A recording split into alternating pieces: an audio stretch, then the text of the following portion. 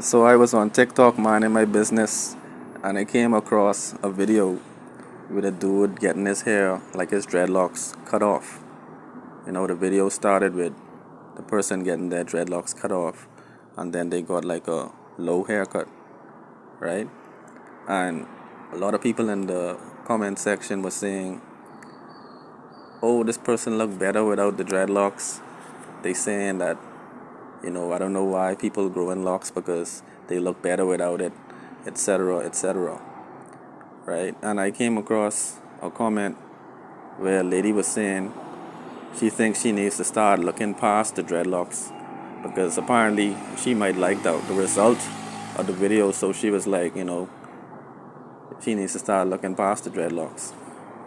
But in this video, I just want to make some comments about that because if you remember, several years ago, Chris Rock made a video called Good Hair, right? And he was talking about the perceptions of hair in the black community.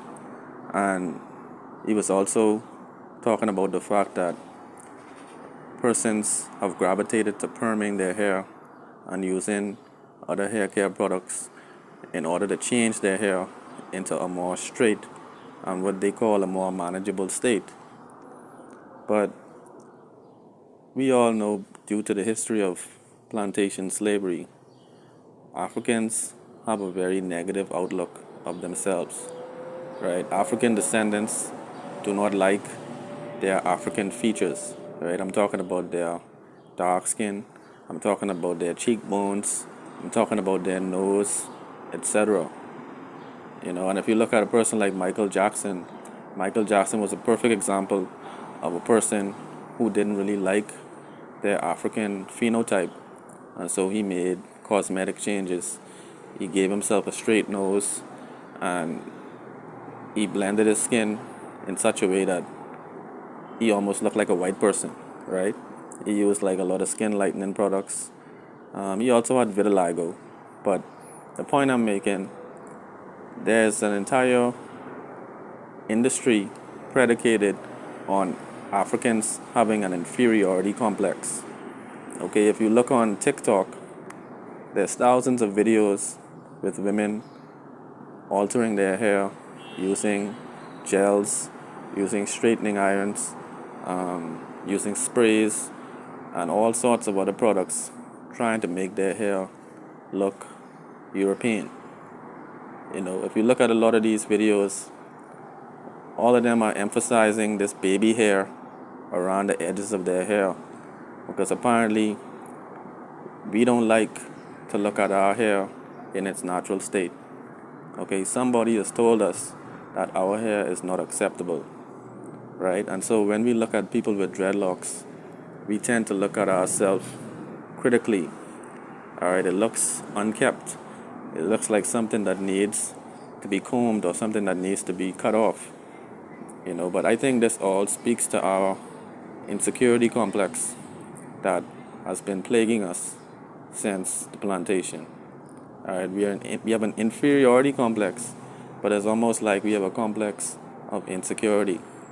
Okay, and that is why 90% of our women wear wigs and hair extensions. All right, the majority of the women, if you look around through society, if it wasn't for the persons who had dreadlocks or natural hair, it would seem like almost everybody has fake hair. People actually buy hair that was on the scalp of a person in Brazil. They wash it, they straighten it, and they endeavor to cover their natural hair with another person's hair. Many persons unwittingly are wearing the tail of a horse, which persons have now turned into an industry where there are now horsehair weaves, which persons use to give the impression that they have straight hair. All right, so we need to ask ourselves, why do we need to have straight hair? Who told us that there's something wrong with our hair?